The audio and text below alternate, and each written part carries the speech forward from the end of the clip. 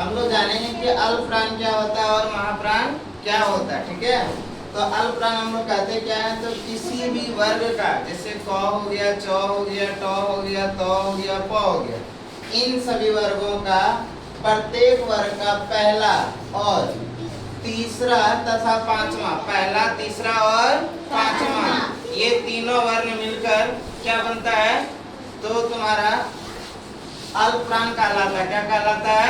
अल्प प्राण। अल्प प्राण कहलाता है। ठीक है, तो जैसे हम लोग कोई भी वर्ण लेते हैं, जैसे क का पहला क्या होता है, क, पहला क्या होता है, क, तीसरा क्या होता है, ग, तीसरा क्या होता है, ग, और पांचवा क्या होता है, अंग, पांचवा क्या होता है, अंग।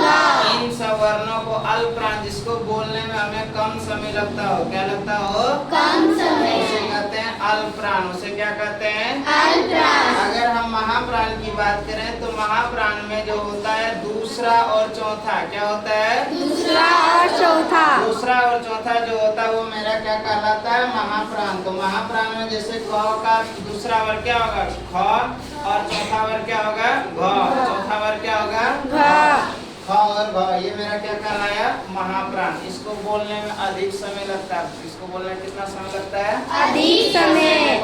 बोल दिए क, कोई बल लगा नहीं लगा, जैसे उन्हें ख तो ज्यादा बल लग रहा, ज्यादा बल लग रहा, क्या हो जाएगा, महाप्राण। क्या हो जाएगा, महाप्राण। अब हम लोग आते हैं कि उच्चारण स्थान, कि क कहाँ से निकलता है, ख कहाँ से तो देखते हैं अ, आ और प वर्ग का, क से अंग तक का वर्ग का और विसर्ग, ये कहाँ से निकलता है, कंठ से। कहाँ से निकलता है, कंठ से। क देखो कंठ से आ रहा है ना, ये मेरा क्या कहलाएगा, कंठ, यानी उच्चारण स्थान क्या कहलाएगा, कंठ।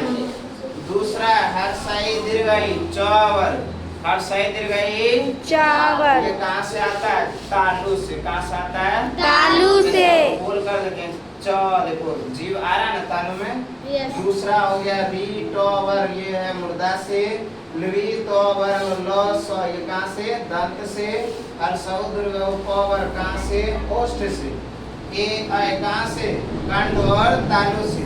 ओ आओ कंठ और ओष्ठ, कंठ और ओष्ठ। वो जो होता है दंतोष्ठ। अंग या मूर्धन्य, ये कहाँ से, नासिका से। कहाँ से आता है, नासिका से।